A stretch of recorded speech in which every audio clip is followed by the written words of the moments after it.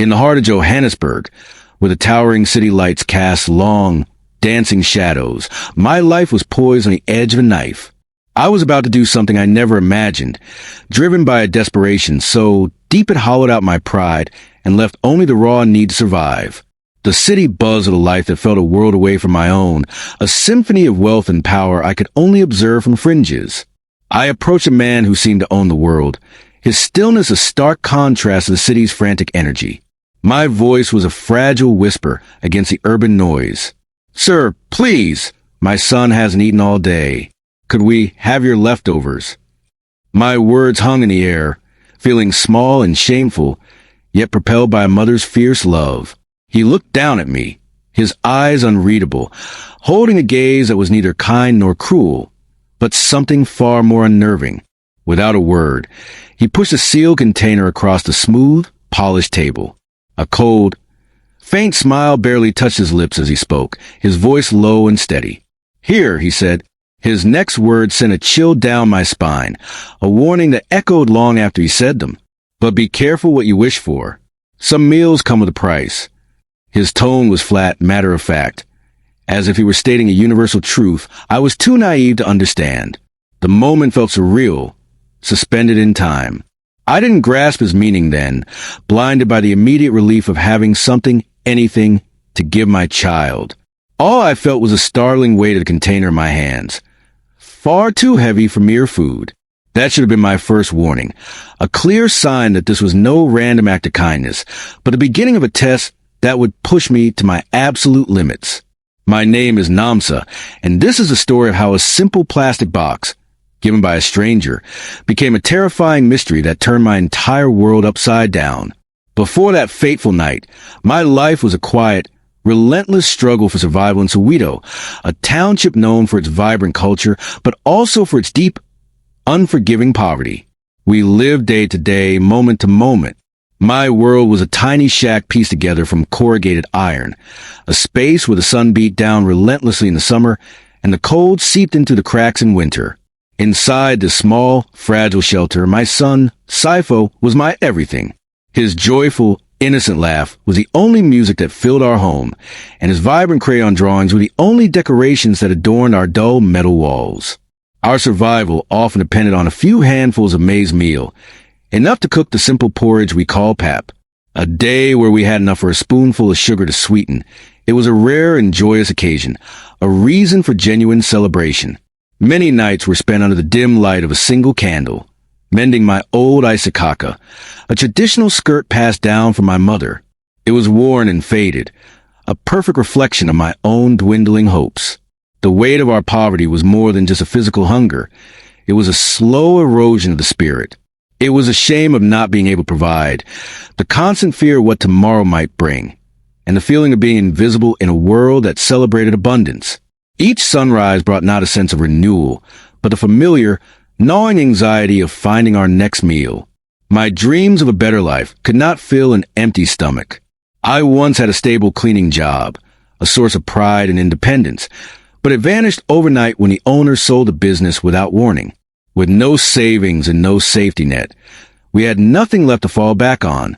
The hunger in Sifo's small belly felt like a monster I was failing to protect him from, and my own was a constant, dull ache that never, ever left. That afternoon, driven by a desperation that had finally boiled over, I did something I never thought I would. I took Sifo's small, trusting hand in mine, and we walked away from our familiar, dusty streets. We headed toward the polished, alien world of Sandton, a journey that felt less like a walk across town, and more like a voyage to a distant, glittering planet. It was an immediate and jarring sensory shock. Glass buildings scraped the sky, reflecting a sun that seemed to shine with a different, more golden warmth than the one over Soweto. The very air was different, thick with a sense of expensive perfume, rich coffee, and grilled steak wafting from exclusive restaurants. The stark contrast between this world and ours wasn't just visible. It was a physical blow, a punch to the gut. I saw the city through my son's eyes. Sifo's gaze widened, not with the joy of a child seeing new wonders, but with profound and quiet confusion. He didn't understand the invisible walls that separated us from everything we saw. He was too young to grasp the chasm of inequality that we had just crossed. His small finger pointed at a bakery window, a colorful display filled with cakes, pastries, and breads we could never afford. That single, innocent gesture broke my heart into 1,000 pieces. The leftovers from one of these glittering establishments were more than we had eaten in the entire past week. His simple desire highlighted my deepest failure as a mother.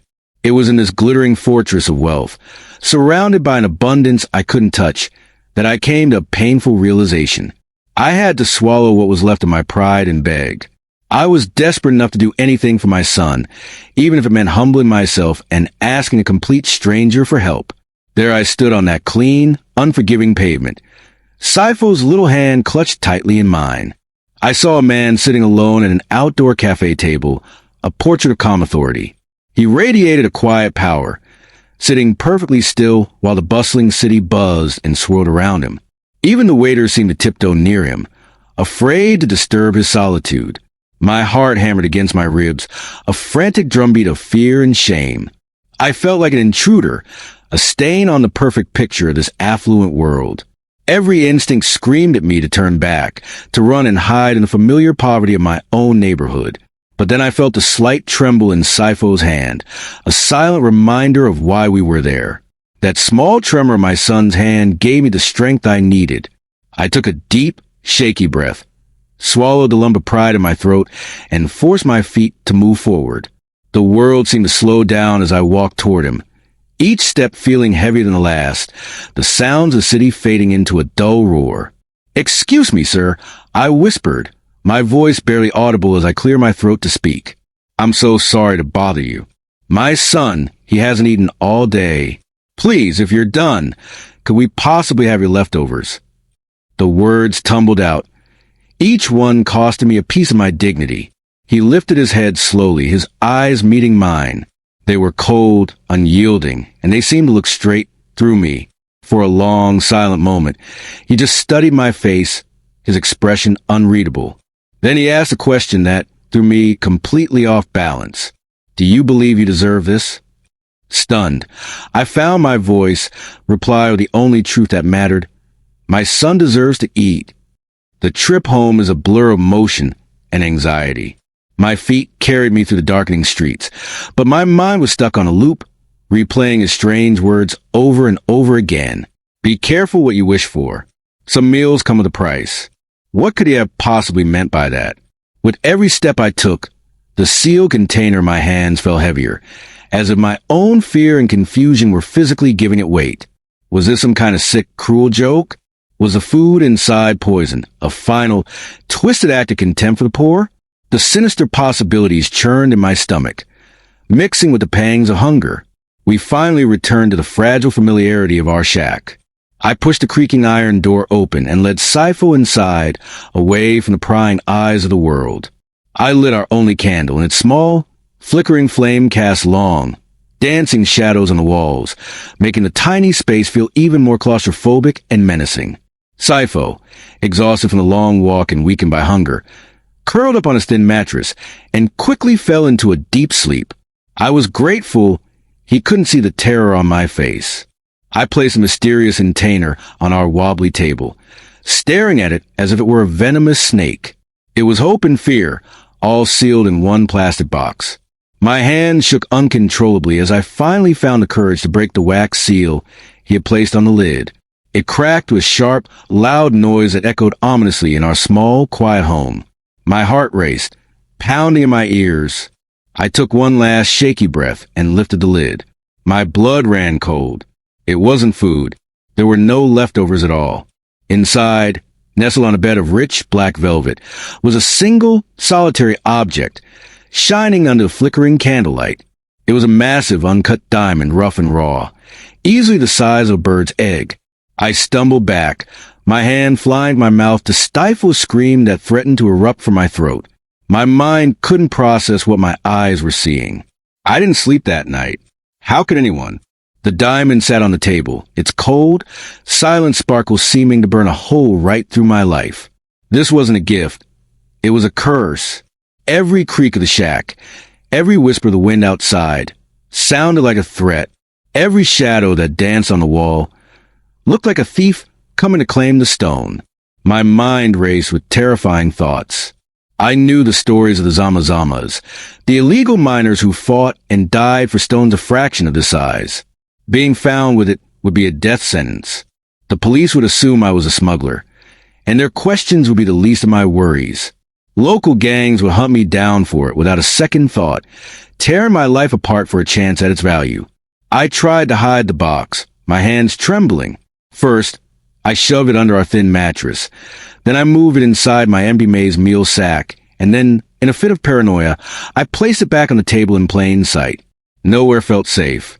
The shack, once my shelter, now felt like a cage, and the diamond was a predator locked inside with me. This wasn't a lifeline, it was a ticking bomb. The man at the cafe hadn't given me a solution to my problems. He had handed me a new, more terrifying one. He had replaced my hunger with a fear, so profound it threatened to swallow me whole. My desperation for food had led me to a danger I could never have imagined. As the first gray light of dawn broke through cracks in our shack, my frantic, sleep-deprived eyes caught something I had missed in my initial shock. Tucked carefully under the black velvet lining, almost hidden from view, was a small, folded piece of fancy paper. My hand was shaking so badly I could barely unfold the note. When I finally smoothed it out, I saw sharp, elegant handwriting, the kind of script that spoke of education and wealth. It was a stark contrast to the rough, desperate world I inhabited. The message was short, but every word carried an immense weight. It read, "The world believes value lies in the glitter of a stone, but true value is found in character. Your test is not over. Tomorrow at noon, be at the Nelson Mandela Bridge. Come alone. Bring the stone." The words were not a request. They felt like a command, an ominous summons I was powerless to ignore. Fate. The word hung in the air, heavy and suffocating. My mind presented me with two choices, each one terrifying in its own way. I could run, grab Sifo, and disappear into the vastness of the country, always looking over my shoulder. Or I could throw the diamond away, pretend this never happened, and return to the familiar ache of poverty. But the note said he was testing me. What if my failure to show up was the wrong answer? I looked over at Sifo, sleeping peacefully, his face a mask of innocence, completely unaware of the turmoil raging within me. What kind of life was I trying to give him? Was it a life built on fear and the proceeds of dirty, dangerous secret? Or was it one built on honesty and integrity, no matter how hard that path might be? The choice I made now would not just shape my future, but his entire character. As the sun climbed higher in the sky, casting a warm, golden light over Soweto, my decision was made. It was a choice born from a night of terror, but solidified by a mother's love. The fear was still there, a cold knot in my stomach, but now it was accompanied by something else, a quiet, unbreakable resolve. I knew what I had to do. The next morning, I asked our kind elderly neighbor, Gogo Lindai, if she could watch Sifo for a few hours. I told her I had an important job interview, and the lie tasted like ash in my mouth. I carefully wrapped a massive, glittering stone back in its velvet-lined box, my hands now steady as I prepared to face whatever fate awaited me. Walking to the Nelson Mandela Bridge was a unique form of torture. The city, which had felt alien the day before, now felt actively hostile. Every person who glanced my way felt like a threat. Every distant siren seemed to be coming for me. I clutched the box to my chest, my knuckles white, my heart pounding a frantic rhythm against my ribs. I finally arrived at the huge, impressive steel and concrete bridge, a landmark of the New South Africa. I found a spot to stand near the middle, overlooking the sprawling city below, the box feeling like a block of ice against my skin. The minutes ticked by, each one an eternity. Noon came and went. A cold dread began to creep into my veins, mingling with the fear. Was this all just a twisted, elaborate joke? Was I meant to be left standing here alone, a fool on a bridge? Just as I was about to give up and let despair take over, a woman in a sharp business suit approached me. "Nomsa?" she asked quietly. "Mr. Dlamini sent me. He wants to know your decision. Do you have the item?" This was it. The final, terrifying moment of the test. I looked into the woman's eyes, searching for any hint of a lie, any sign of danger. I found none.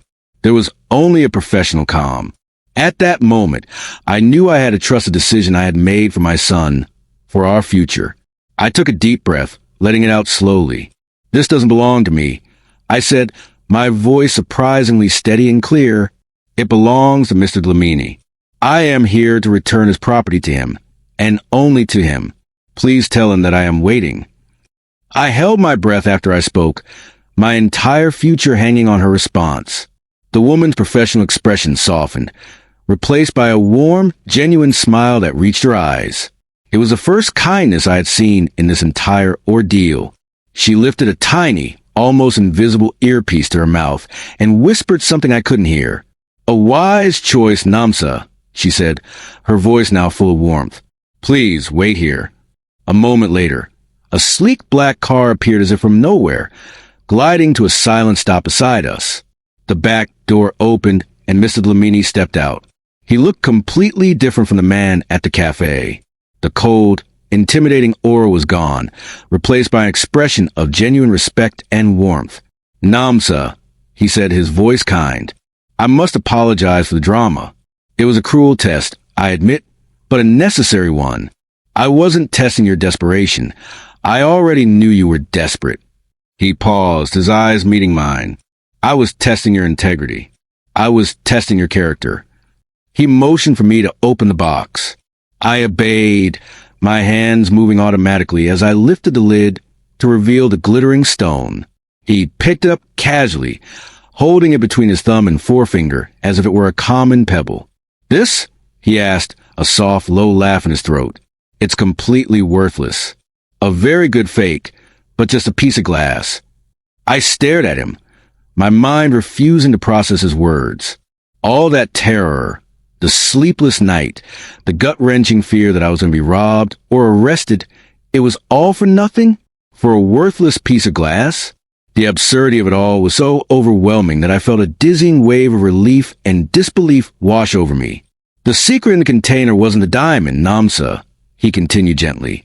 "It was a mirror to show you the truth of your own soul, to see what you would do when faced with a difficult choice. Many people would have run. Many would try to sell it. You chose to do the right thing, even when you had nothing." He then shared that he, too, had grown up in crippling poverty. He had started a charitable foundation with a unique mission. "I don't just give handouts," he explained. "I look for people who have nothing but still possess the one thing money cannot buy: character. You, Nomsa, faced with the ultimate temptation, chose the honest path. That is true wealth." He looked at me, his expression now serious and direct. "I'm not offering you leftovers today. I'm offering you a real opportunity." My mind reeled as he spoke, the weight of his words finally sinking in. This man wasn't just giving me a handout. He was offering me a hand up. Tears I didn't even know I was holding back began to stream down my face. They weren't tears of sadness or fear, but of overwhelming gratitude and relief. He was offering me more than just a job.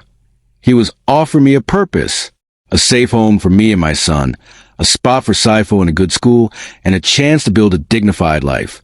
A few weeks later, I walked into a tall, gleaming glass building, the very kind I used to stare at from the outside, feeling small and invisible. This time, however, I wasn't looking in from the street. This time, I walked right to the front door. It was my first day of work. I felt completely out of place in my new, smart clothes, surrounded by people who move with a confidence and purpose I didn't feel I possessed yet. My new office had a large window with a breathtaking view of the city, a world away from the corrugated iron walls that had been my only view for so long. A kind woman named Lorado was assigned to show me the ropes. From the very first moment, she treated me like a colleague, not a charity case. She patiently explained that my first task was to review applications from families in Soweto who were asking the foundation for help. I felt a wave of imposter syndrome. What did I, who had been in their shoes just weeks ago, know about running a program like this? But then I opened the first file and looked at the tired, worried face of a mother on the application form. In her eyes, I saw myself. I saw my own desperation, my own fears, and my own fierce love for my child. And in that instant, I knew exactly what she needed. She didn't just need money. She needed someone who understood her struggles, someone who could help her find hope again. My life truly changed forever on that bridge, but not in the way I expected. It wasn't a fake diamond or a rich man's generosity that saved me. It was a single, difficult choice that I made. It was a decision to choose integrity over desperation, to choose character over wealth. That one choice was the foundation of my new beginning. We moved out of the shack. The sound of rain on a solid roof, once a sound that signaled leaks and misery, is now the most beautiful and comforting music I have ever heard. It is the sound of safety, the sound of a new life. Our new home is a sanctuary, filled with peace and warmth. Saifo is thriving in his new school. His belly is always full, and his beautiful crayon drawings are no longer food or empty bowls. Instead, he now draws astronauts exploring distant galaxies and big, smiling suns shining down on happy houses. His joyful laugh, once the only music in our tiny shack, now fills every corner of our new, safe home. I run the community outreach program now. I have the profound privilege of sitting with mothers who have that same desperate, haunted look I once had. I don't give them tests or mysterious boxes. I offer them help, respect, and a hand up. I share my own story to show them that their circumstances do not define them. I still see Mr. Lamini often. He's become my mentor and a dear friend. He once told me that the heaviest burdens are given to those with the strongest backs, not to break them, but to help them discover their own incredible power. Sometimes, life's greatest tests aren't there to show you your weaknesses. They are there to help you find your strengths. Real wealth is not what you have in your bank account, but what you hold in your heart. If the story of hope and integrity meant something to you, please consider sharing it with someone else. You never know who in your life might be facing their own silent struggle and could use a message of hope to brighten their day. The power of a single story can be immense. It can change perspective, offer comfort, or simply serve as a reminder that there is strength and goodness in the world, even when it feels dark. Sharing this could be the small act of kindness that makes a big difference for someone. For more stories like this, stories that uplift, inspire, and remind us of the strength we all have inside, please take a moment to subscribe to our channel. Your support helps us continue to create and share content that matters. And don't forget to click that notification bell after you subscribe. By doing so, you'll be the first to know when we release a new story, ensuring you never miss a dose of inspiration and hope. Thank you for being a part of our community. Together, by watching and sharing, we are spreading messages that celebrate the power of character and the resilience of the human spirit.